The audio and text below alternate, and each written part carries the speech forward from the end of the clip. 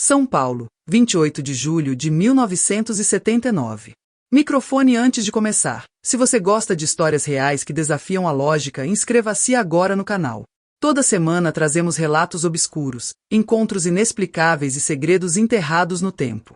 Agora vamos direto ao que importa, porque o que aconteceu naquela madrugada é, até hoje, um dos casos mais perturbadores já registrados em território brasileiro. Era uma madrugada abafada e silenciosa na pequena cidade de Mirassol, no interior de São Paulo.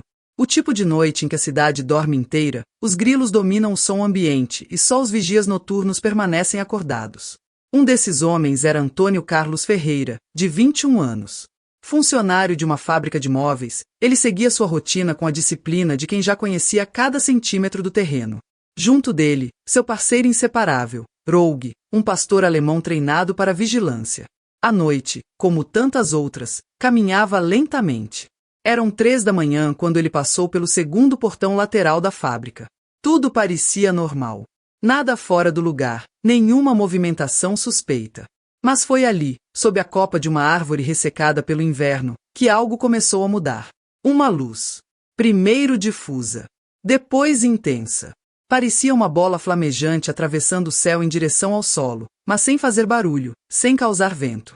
Apenas descendo, lenta e controladamente. Antônio parou por um segundo. Pensou em satélite, meteorito, algum reflexo estranho. Mas a esfera parou. Simplesmente, pairou no ar. Instantes depois, a luz desapareceu atrás do prédio principal da fábrica. Antônio apertou o passo, curioso e ainda sem medo. Registrou mais um ponto de vigilância e seguiu em direção ao pátio traseiro. Foi nesse momento que o ambiente mudou. O ar parecia mais pesado, como se algo tivesse alterado a densidade ao redor. Até o silêncio parecia diferente, como se absorvesse o som. Roug começou a rosnar. Ali, estacionada em silêncio absoluto, estava a nave. Metálica, de um cinza fosco, com formato arredondado e uma espécie de bico na parte superior. 3 apoios mantinham o objeto suspenso a poucos centímetros do solo. Ao redor, 3 figuras pequenas caminhavam de forma sincronizada. Não mediam mais do que 1 metro, usavam trajes brancos infláveis e capacetes conectados a pequenos tubos. Antônio parou. Roug latiu, tentou avançar, mas caiu imediatamente, inconsciente, como se tivesse sido desligado. Antes que Antônio pudesse reagir, um dos seres se virou e apontou um objeto quadrado em sua direção. Um feixe de luz vermelha tingiu o rosto do vigia. Seu corpo paralisou por completo. Não havia dor. Só o vazio. Como se os músculos tivessem sido desligados e a mente suspensa entre o susto e a incredulidade. O que veio em seguida ele não conseguiu compreender. Não havia caminhada, nem transporte visível. O chão desapareceu, o céu sumiu. De repente, estava dentro da nave. As paredes emitiam uma luz pulsante. O ar tinha gosto de ferro. E o silêncio agora era preenchido por um zumbido grave, constante, como se tudo vibrasse em outra frequência. Era o início de algo que mudaria sua vida para sempre. Mas ninguém, nem ele, estava preparado para o que viria a seguir. O que Antônio viu dentro da nave era impossível de descrever com palavras simples. As paredes pareciam pulsar, como se fossem feitas de algum material vivo. Luzes vermelhas, amarelas e azuis piscavam em intervalos sem padrão. Não havia janelas, nem teto reconhecível. Tudo era fechado, curvo e limpo demais, como se aquele espaço não tivesse sido feito para seres humanos. O chão era escuro e liso, mas emitia uma leve vibração sob seus pés, ou o que ele pensava serem seus pés, já que mal conseguia sentir o corpo. Ele não se lembrava de ter caminhado até ali. Não havia corredores, portas, escadas. Apenas estava, dentro, flutuando entre o pânico e a confusão. O ar era denso, quase líquido. E havia aquele cheiro, forte, metálico, como sangue velho misturado com ozônio. Quando tentou se mover, percebeu que seus braços não obedeciam. Nem as pernas. Estava deitado em uma estrutura prateada, similar a uma mesa de cirurgia, mas sem cintos ou apoios. Apenas estava colado ali, por força desconhecida. Uma sensação gelada percorria sua coluna, como se tivessem retirado algo invisível de dentro dele. Em volta, os seres se movimentavam com agilidade silenciosa. Eram diferentes dos 3 que vira no pátio. Tinham cabeças desproporcionalmente grandes, olhos inteiramente negros e oblíquos, sem expressão. Suas peles variavam entre tons de verde pálido, marrom acinzentado e azul frio. Nenhum deles falava.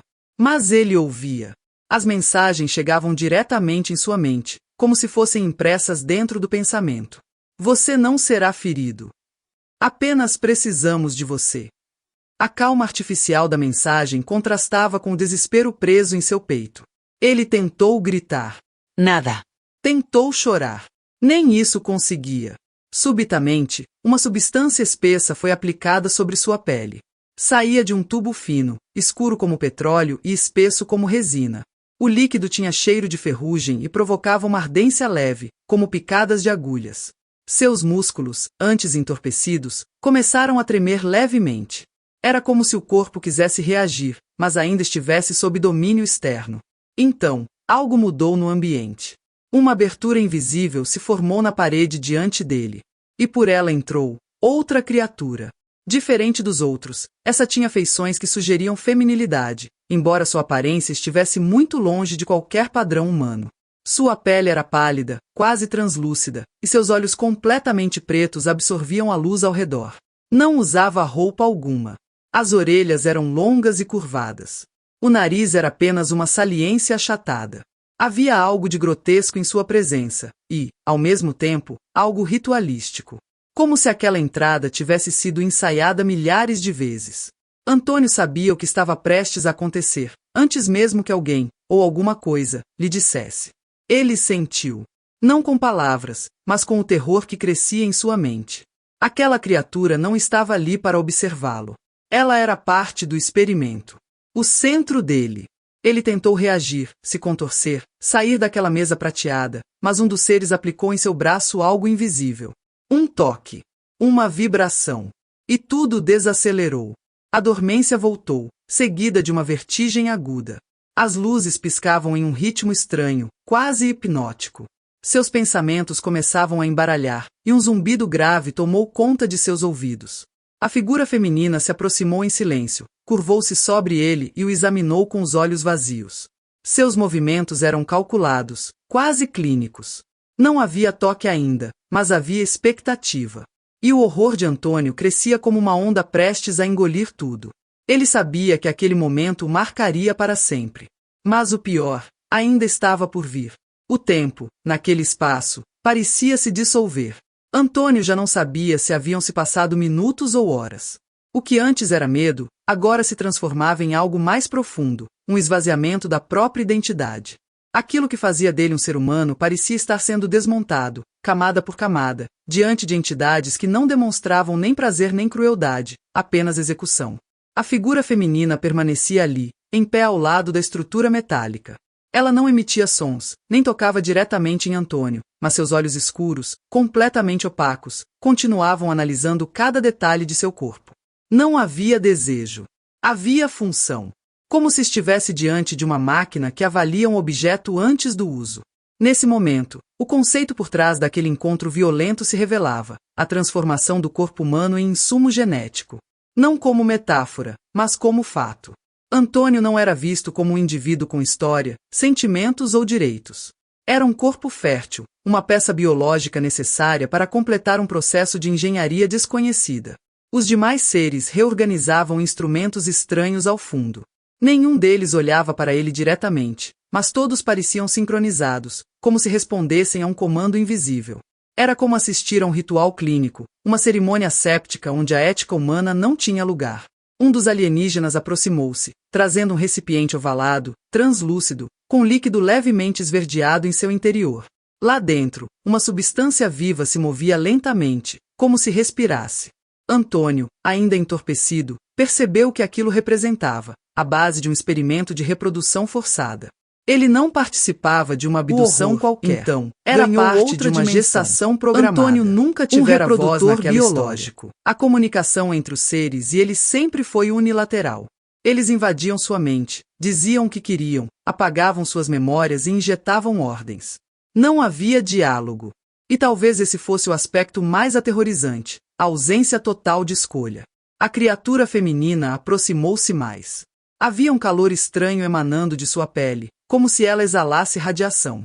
Seu corpo, apesar de humanoide, estava longe de parecer familiar. As juntas de seus dedos eram longas demais. A textura da pele, translúcida e úmida, se esticava em áreas como se não tivesse terminado de se formar. Ela era, muito provavelmente, o resultado de outras experiências anteriores. O encontro não teve erotismo, nem emoção. Foi uma simulação fria de acoplamento, com tecnologias que Antônio não compreendia.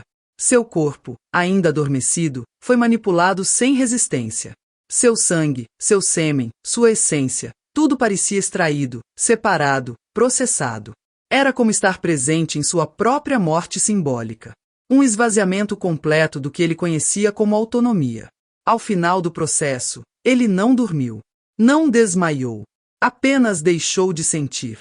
Sua mente entrou em um estado de suspensão. Como se dissesse a si mesmo, se eu não estou aqui, então não está acontecendo.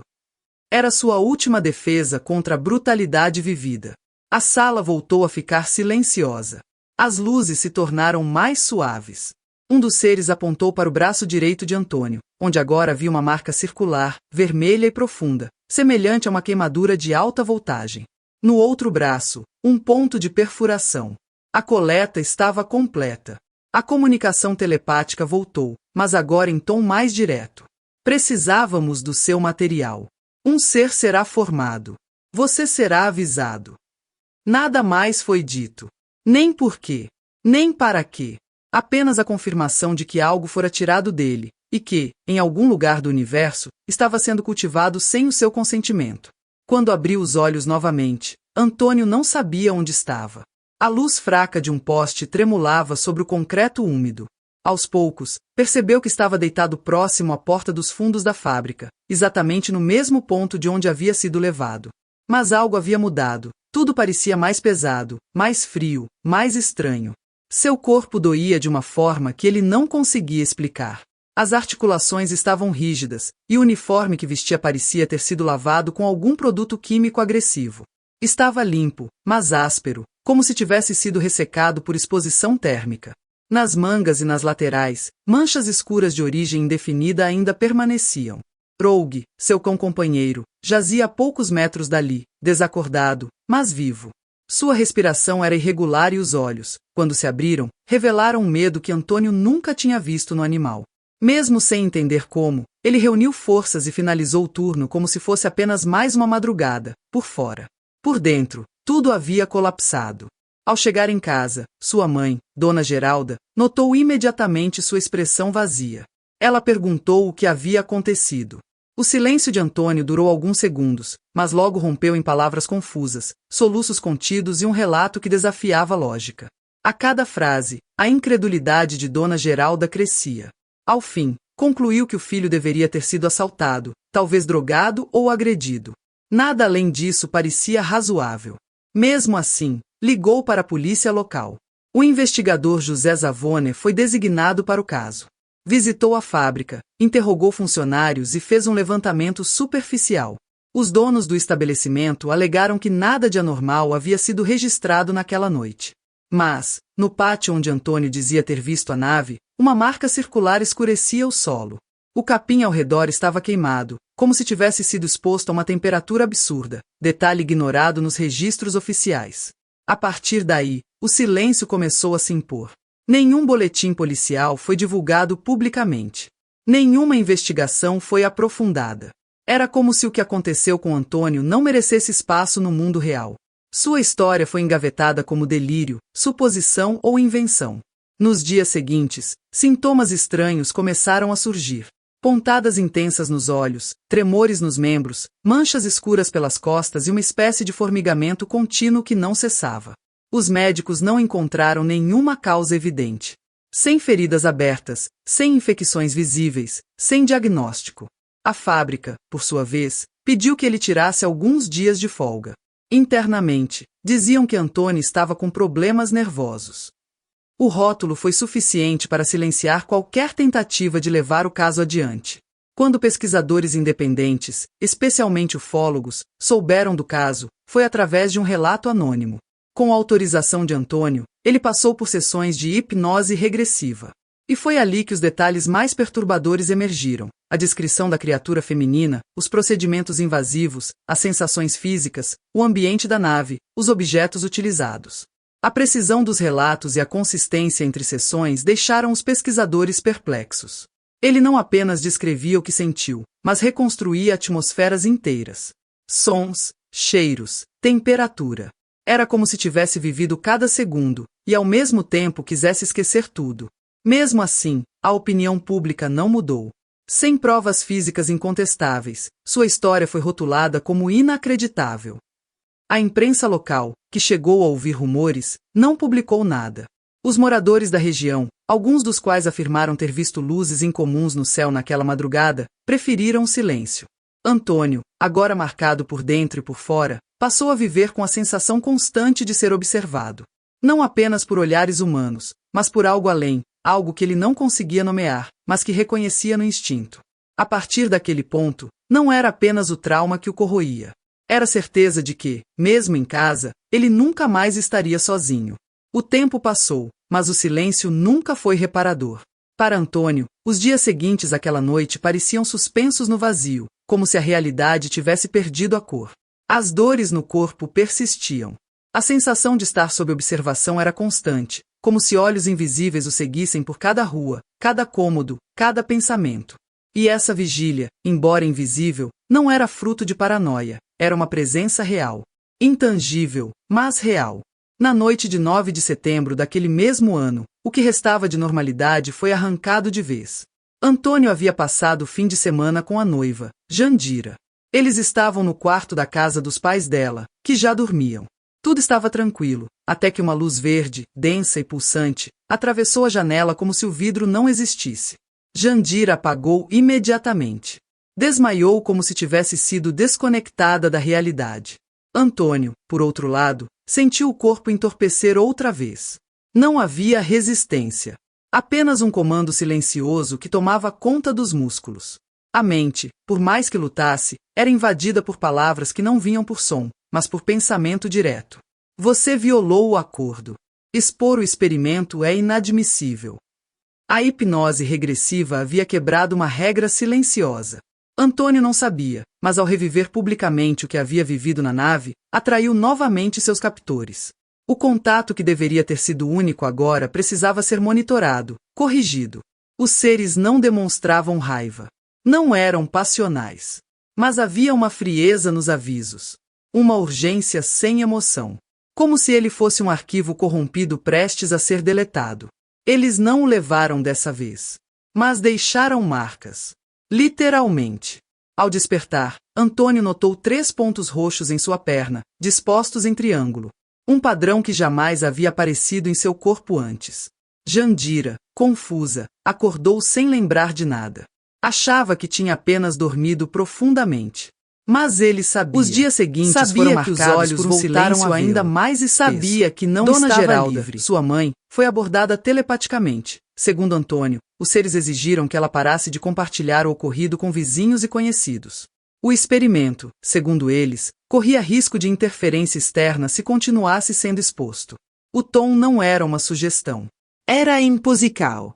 Foi nesse período que uma nova presença entrou na história. No terceiro contato, não datado com exatidão, mas descrito posteriormente por meio de relatos confidenciais, Antônio viu algo que o fez repensar o próprio conceito de realidade. Diante dele, surgiu uma figura estranha, mas inegavelmente familiar. A criatura era similar à fêmea com quem fora forçado a interagir, mas com diferenças claras. Seus traços revelavam algo novo. A pele translúcida e os olhos negros permaneciam, mas havia um contorno facial mais suave, a simetria dos ossos lembrava vagamente um humano. As mãos, ainda finas e compridas, tinham proporções mais próximas das dele. O movimento do corpo era hesitante, como de uma criança aprendendo a andar, ou de alguém não acostumado à gravidade. Os seres ao redor a observavam com orgulho silencioso, como se exibissem o resultado final de um experimento bem-sucedido. Antônio não soube o que sentir. Medo, sim. Raiva, sem dúvida. Mas, acima de tudo, uma tristeza sufocante. Estava ali, diante de algo que tecnicamente era seu filho, mas que não carregava nenhum afeto, nenhum calor. Apenas a lembrança de um ato traumático e de um destino imposto. Eles não pediram permissão. Nunca pedirán. E agora, apresentavam o híbrido como se fosse um troféu, um elo genético entre mundos que nunca deveriam ter se tocado. Antônio olhou nos olhos da criatura, e o que viu ali não foi ódio, nem empatia. Foi vazio. Um abismo escuro onde antes deveria haver alma. E ali, naquele momento, ele entendeu, nada daquilo era sobre ele. Sempre foi sobre eles. Antônio nunca mais foi o mesmo. Embora tivesse retornado ao seu cotidiano, o mundo ao redor parecia existir em outro ritmo, como se ele vivesse alguns segundos fora de sincronia com o resto da realidade. Caminhava pelas ruas de Mirassol como um fantasma entre os vivos, carregando nas costas um fardo que ninguém podia enxergar. Aqueles que o conheciam passaram a vê-lo com desconfiança, como se o peso do que ele dizia contaminasse o ambiente. Ninguém queria ouvir de verdade.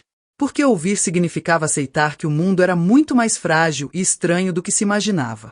As marcas físicas em seu corpo começaram a desaparecer com o tempo. Mas as internas, essas se aprofundaram. Dores nas articulações vinham em ondas, acompanhadas de flashes repentinos de luz, zumbidos surdos e sensações térmicas descontroladas. Médicos o classificaram como paciente psicossomático. Encaminharam-no para terapeutas que pouco podiam oferecer além de sedativos e silêncio. Nos anos seguintes, Antônio passou a se isolar cada vez mais.